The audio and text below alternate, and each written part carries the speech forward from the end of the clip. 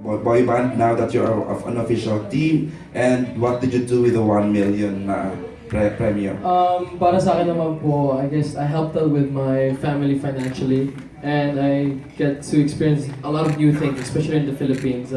I get to go to new places with the guys. Saan ka ba based, Joao? Ako naman po from Macau, China po. So hindi pa po nakaikot masyado sa Pinas.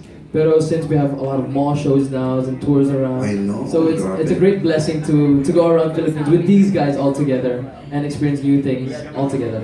Okay. What did you do with the 1 million daw? Yun nga, I helped out with my family financially, and hopefully, maybe in the future I can buy my own house or something. And you're earning din sa mga mall shows? Apo.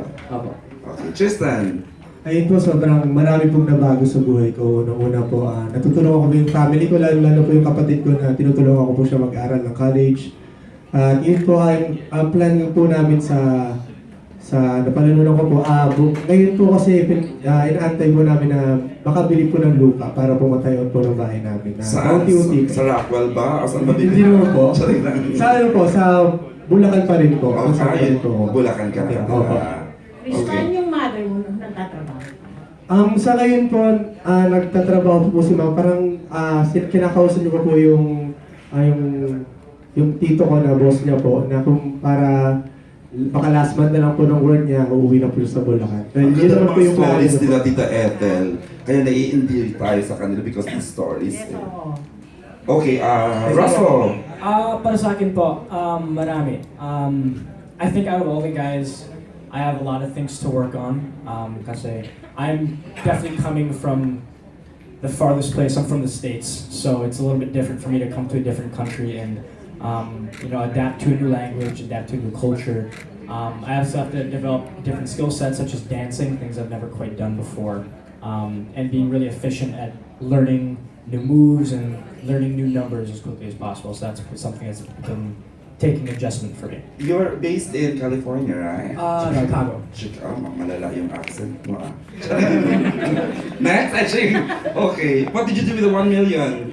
I haven't really spent much of it Wow, yet. yaman.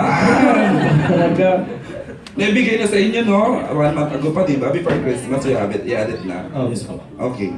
So, medyo inaalam mo pa how to spend it.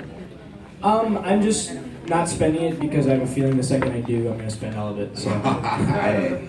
Alright. Neil, Siyempre po na natulungan ko na po yung family ko. paano? Yun, financially po. Tapos, Ganda ng kwento ng batang to. especially yung brother ko po, natulungan ko din po siya. Tapos, yun po, parang wala na po kami problema masyado sa financially. That's Tapos, awesome. po, gusto ko pong magtayo ng sariling bahay soon po. At, May ina-eye ka ng area or property na gusto mo talagang i-acquire? sa ngayon wala pa po, pero pag-plan Your parents are working on it, Yes po. right? Opo. Okay. Ford. Ayun. Mayaman siguro si Ford kasi Ford. Sa pangalan po. Ayun, unang-una po, natutunan po namin kung paano po maging responsable sa mga bagay-bagay, gaya po ng Wow, ang ganda ng sagot. gamit, kung paano po namin ingatan, at syempre po, natutunan din po namin kung paano lumawak yung pasensya namin sa lahat ng ginagawa namin sa Sino ba nagpapainit ng ulo mo? Hindi po, ayun, kasi sa totoo lang po, syempre, hindi rin po ganun kadali yung trabaho. Kailangan i-polish po kung paano yung gagawin namin performance. Tapos every other day, meron kayong mall show nationwide. Yes po. So yun, natutunan po namin paano lumawak yung pasensya namin. Tsaka po natutunan namin kung paano maging mapagmahal na tao.